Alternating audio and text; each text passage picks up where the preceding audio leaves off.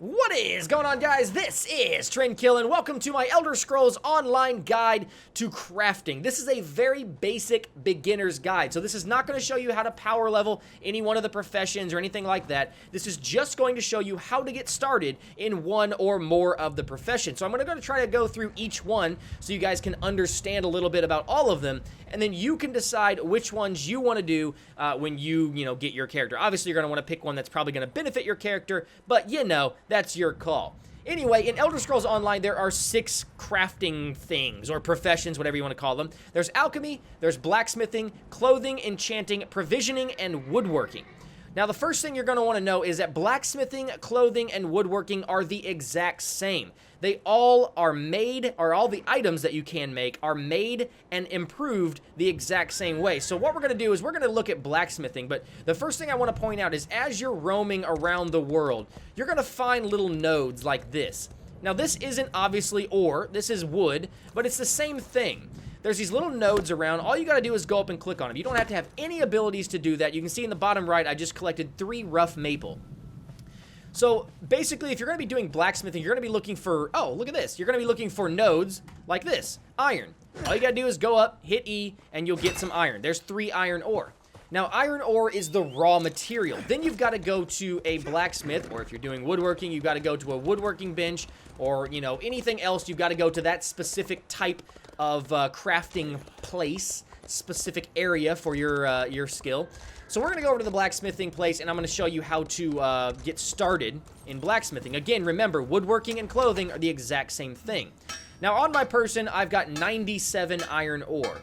So, essentially, once you have gone around the world and you've collected a bunch of raw materials, a bunch of raw ore, you have to have at least 10, and when you put 10 into the little refining area, or the smelting area here, whatever you want to call it, all you do is go to your inventory and hit E to add it to the area, and then you hit R to refine that 10 iron ore. You can see I got a honing stone and 10 iron ingots.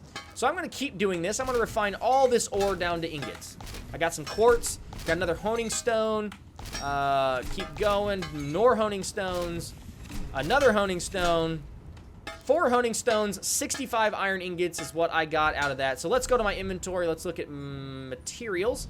75 total iron ingots, 6 honing stones, and I got some quartz or something somewhere around the area, somewhere-ish, which is somewhere, I don't know, it's here, there it is, there's my quartz. Anyway. So we got 75 iron ingots, we got 6 honing stones, so this is going to be actually a pretty good run through. So now we've got our ingots, we're going to go into creation. We can choose any of these types of items that we want to make. These are the weapons. You can also click up here if you want to make armor instead. So I'm just going to make something fairly simple. Let's make an axe, right? Now, you see the material, it wants 3 to 9 iron ingots. Now, I've got steel as well. We could do steel if I really wanted to. That might be fun, actually, considering, yeah. Anyway, we've got 3 to 9 iron ingots that we can do. We'll deal with steel later. I just want to show you guys kind of how it works. So I can put 3 to 9 iron ingots. I have to have at least 3, and I can put a maximum of 9. So watch what happens to the axe down here. You can't see my mouse cursor. So you can see in the middle of the screen an iron axe, damage 10, level 1. Watch what happens to that level as I add more iron. There's 4, it goes up to level 4. There's 5, it goes to level 6, and if I put all 9 in, it goes to level 14. So you have to be level 14 to use this basic white axe. Now, the next thing you need is a piece as a material to choose the style. Now, you start with the style of the person that you are. So if you're a Khajiit, you'll start with the ability to style your weapons as Khajiit weapons. I'm an Imperial, so I start with the ability to style my weapons as an Imperial. To get those things that you need to style, the materials, you can go to the blacksmith, and you can go to buy from him. And all of the materials, the ingredients for crafting an Altmer style, there's Bosmer, there's Nord, there's Argonian. All you have to do is buy these from him. Or, I believe you can find them as you're wandering around the world as well. So I've got 1 Imperial style nickel, which is what it is. I do not have any traits researched, which we'll talk about traits here in a second as I punch my microphone. I apologize for that. It's going to be loud in the game, I'm sure. So once you're finished selecting all the things you want to select, you hit R and you craft it. Boom. I just made an iron axe, right? All right, so now we've got an iron axe. Now let's talk about improving that iron axe. So you saw as I was refining my ore, I had unlocked things that were called honing stones. Now, honing stones are going to make it go from a white axe to a green axe. Then you've got dwarven oil, makes it go from green to blue. Then you've got grain solvent, makes it go from blue to purple, and you've got tempering alloy, makes it go from purple to legendary. So you can craft your own legendary weapons, which is pretty neat. So starting off, let's say we want to improve our iron axe. Now I've got 6 honing stones. Each honing stone that I use gives me a 20% chance to make this a green item. So, if you want to have a 100% chance to craft a green item, you have to use 5 honing stones. Just for the sake of this video, we're going to do that. I'm going to improve this to a green iron axe. So I'm going to click accept. It says you have a 100% chance to improve the iron axe by applying 5 honing stones. Now, if you do not use 5, you may have a 20, 40, 60, or 80% chance to make this green item. If you do not meet that requirement, if you don't get the proper chance. So if I have an 80% chance and that 20% chance is randomized, the iron axe is destroyed. So we're going to use a 100% chance. I'm going to accept, and I've got a 100% chance to make a green iron axe, which I did. Bam, there it is. 37 damage, level 14. Pretty sweet, right? Now, if I want to make this better, now I've got to deal with dwarven oil.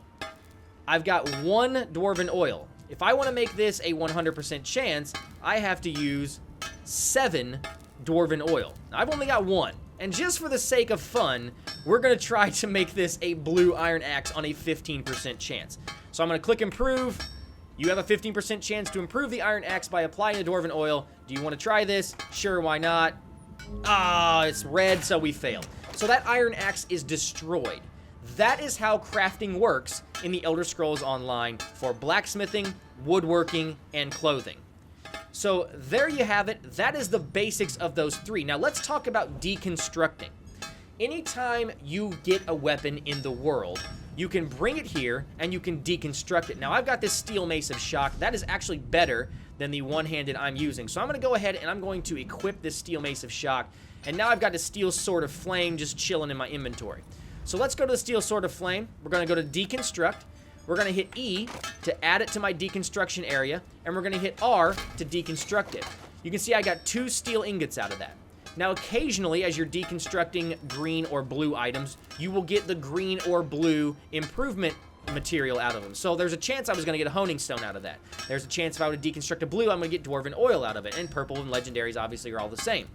So that is deconstructing. If I were you, I would recommend to completely deconstruct every single thing that you get. Don't sell it for money. Deconstruct it, because you'll never know when you might decide, I want to pick up blacksmithing. And now you've got all these mats that you can use to kind of get a head start on that. So deconstruct everything, especially if you're into crafting. If you don't care about crafting, then why not? Sell it. But deconstructing is the way I've done it, and I've got plenty of money. So the last thing that we've got left is research. Now in research, you can go to any one of the weapons and you can research a trait that you can use off of those weapons. I probably should have saved my green weapon, but anyway. So I've got, if you noticed as I was in my weapons, I've got a greatsword. It is precise. If you look at the definition there, increase weapon and spell crit values by 4%. So when I go to research, I can go to greatsword, which is the item that has that trait on it. I can go to precise, and I can actually hit R to research precise from that greatsword. Now I will sacrifice that greatsword to do it, but in 6 hours real time, which you can see one available takes 6 hours, 0 minutes, 0 seconds, I will know how to make precise weapons. Now, just because I know how to make precise weapons doesn't mean you can without the proper materials. This one looks like a ruby or something. It's red. You can see behind the lock there. So there's all these materials that you have to make those precise, but when you get it, you'll have that trait option down here, and you can just click that, and then that will allow you to create that item. So if I was making a greatsword, I would then have, okay, I'm going to put blank amount of ingots in, I'm going to put 1 nickel in for the style, and I'm going to put 1 whatever in material for the trait, and then I will make a precise greatsword. So that is how crafting works. Again, armor is the same way, everything exactly is the same. Now, I've got a reinforced trait for armor, I need some sardonyx, and I will be able to make reinforced armor, which increases armor value by 4%, but only on the chest piece, because I have not researched anything else on the other pieces. So again, like I said, I'm not doing a ton of crafting on this character yet. So that is how those 3 work in a nutshell. Now, real quick, let me go collect some stuff for the other types of skills, which are alchemy, enchanting, and provisioning, and I will be right back. Alright, so here we are at the alchemy station. I'm going to go ahead and click on it, and alchemy works essentially like it does in every other Elder Scrolls game. So you've got flowers that you're going to be collecting as you're wandering through the world, and as you're collecting these flowers, you have the option to eat them. When you eat them, you learn different traits about them. Each thing has 4 traits, and when you're creating a potion, you have to add 2 items that have a similar trait. Now, I looked it up. Again, I'm not an alchemist, so I don't know any of these, but I looked it up, and dragonthorn and wormwood have a similar trait. The water, or the solvent, that you collect throughout the world, again, you can find that in several different ways. If you find that in a natural water source or something like that, you just collect it. Again, you don't have to have any bottles or anything like that. It just automatically goes into your inventory. And the water that you use, the quality of the water that you use, decides the level of the potion that you're going to create. So I've got natural water, which is the lowest level water that you can get. I'm going to add that, again, just by hitting E. And you can see I've got dragonthorn and wormwood already in here. Again, I'm going to show you, you just go to dragonthorn, hit E, go to wormwood, hit E, and I'm going to go to craft. Boom! I crafted a potion of weapon crit. My alchemy increased it to, hooray, congratulations, trend kill. Now we'll go to our inventory here, and in consumables, somewhere, sip of weapon crit. A level 3 potion, a value of 1, increases weapon critical by 301 for 10 seconds. So that is how you alchem. That is how you create potions. Now, I don't think there's anything other... Now, there's really nothing else that you can do in alchemy. So, there you have it. That's how you do it, everybody. You add a solvent, you add a reagent, and you click R. Congratulations. Now, I believe that inside some of these things, like, let's go to alchemy. Where is it? Solvent proficiency, blah, blah, blah, blah, blah, blah, blah. There you go. Laboratory use. Once you hit level 15 in alchemy, you can use 3 reagents to create potions, which will make your potions do more stuff. So it gives you more chances of combinations, which allows your potions to have more chances of different things on them. So you might get weapon crit, weapon damage, and stamina, or something like that. So you might get a lot more once you get to laboratory use. So give me 1 second again. I'm going to head over to the enchanting area, and we'll talk about enchanting. Alright, so here we are in the enchanting area. Let's go ahead and hop onto the enchanting station and talk about enchanting a bit. This is also very simple, just like alchemy. It doesn't get much easier than this. So, as you're wandering around the world, you're going to find runestones. They're nodes just like iron, just like the wood you're going to find, just like alchemy ingredients, and you're just going to select them. You're going to pick them up with the E button, just like everything else, and they look like stone idols with a glowing center. Now, you're going to have 3 different colors. You're going to have green, which is essence, purpley bluish color, which is potency, and you're going to have like an orangish, yellowish, reddish color, which is aspect. So you're going to need to collect 1 of each of these to create 1 enchantment, or in this game, they're called glyphs. Now, each of these, as you use them, you're going to find out what the translation for Porade, or what the translation for Dekaipa, or Ta. All these translate into something, and until you use them, you don't know what that something is. So, each of these, again, has its own translation, its own trait. Your potency runes are going to be the ones that decide what the glyph does, or what the enchantment does. So this is going to decide, does it do damage? Does it give you resistances, or whatever? All you've got to do is have one of these, hit E, add it to the rune phrase down here at the bottom. You can see it's down there now, and then we move on to the next type of rune. The next type of rune is the essence rune. This is going to decide what kind of thing the square has already decided. So if the square decides this is going to be a damage glyph, this is going to be basically a weapon glyph, this is going to decide what type of damage it's going to do. Fire, shock, poison, something like that. So then you add this. Oh, by the way, the square also decides what level you have to be to use this glyph. Just wanted to throw that in as a little side note. The aspect rune is then going to decide, okay, the square has decided it's going to do damage. The triangle, whatever, hexagon, is that 6 sides? Yeah. The hexagon has decided what type of damage it's going to do, so let's just assume fire damage. This is going to decide how much damage is actually done. So it's pretty simple. What is it going to do? Damage, resistance, whatever. What type of damage or resistance is it going to be? And how much damage or resistance is it going to do? So let's craft this and see what we get. Woo. Unknown effects. Add frost base. All right, so those are the translations. Now let's check the rune and see what it is. Deals 4 frost damage. Pretty simple. Adds frost to the base of the damage. Pretty simple, right? Can only be applied to an item between levels 5 and 15. That was again decided by the square. So there you have it. We now have 3 runes. Now, luckily, and this was just by sheer luck, I already had 2 of the other types of glyphs in my inventory. So, you've got a hexagon, which is a weapon glyph. You can see up in the top left-hand corner of the tooltip, weapon glyph, enchanting, inferior glyph of frost. So, inferior glyph of frost. So this can only be applied to a weapon. We've also got armor, or I'm sorry, jewelry, which is a circle. You can see jewelry glyph. God, I can't talk today. Jewelry glyph, minor glyph of decreased physical harm. So this adds 52 armor.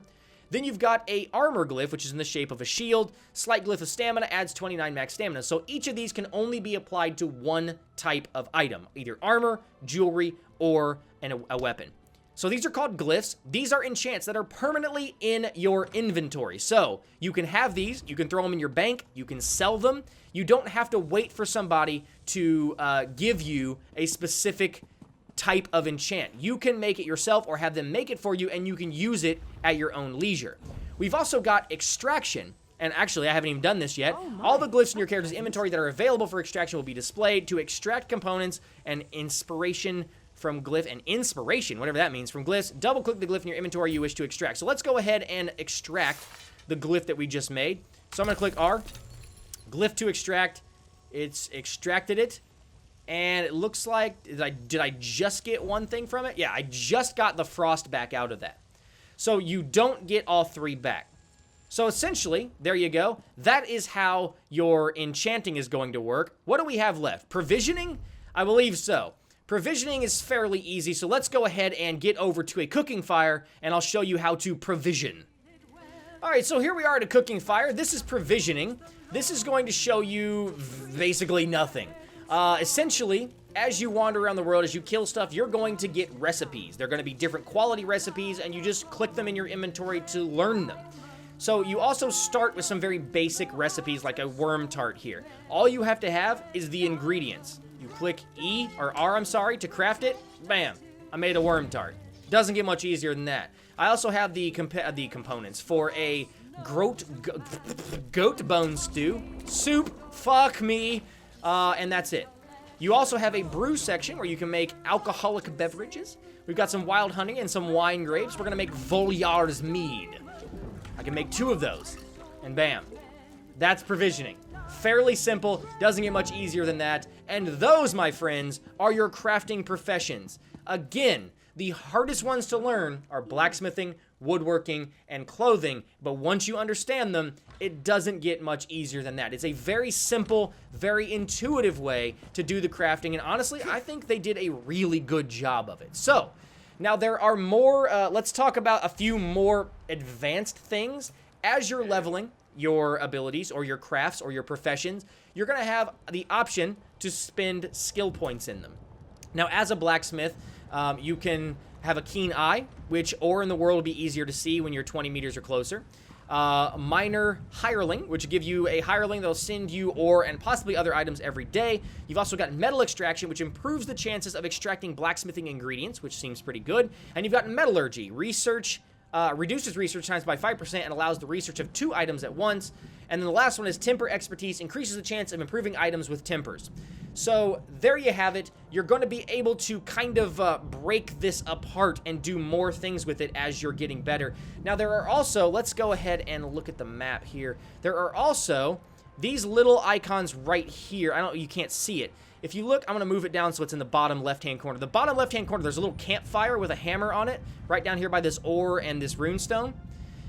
these special campfires are special blacksmithing areas that you can make bonus set items. Now, you have to be a high enough level blacksmith to do it, and again, that's probably for another video, but there also are sets that you can create if you find these special anvils and these special blacksmithing areas. So, it gets deeper than the basics. It gets deeper than what I've just explained to you. However, again, let's do that for another video. This video's already gone on way longer than I expected, so we'll just save that for another day. Hopefully you guys learned something. Hopefully you guys understand a little bit about how the crafting and creation system works in this game, how the refining system works, how all of the professions are going to work, and now you should be able to get in and do whichever profession you like and excel at it, make me some cool shit, and mail it to me. Also, you can send me stuff at TrendKillV01. No, I'm just kidding.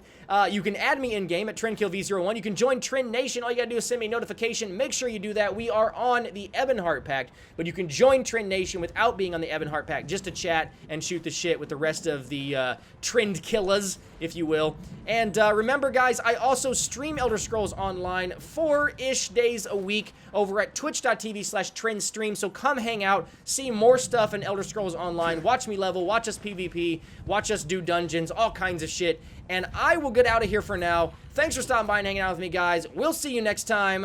Later.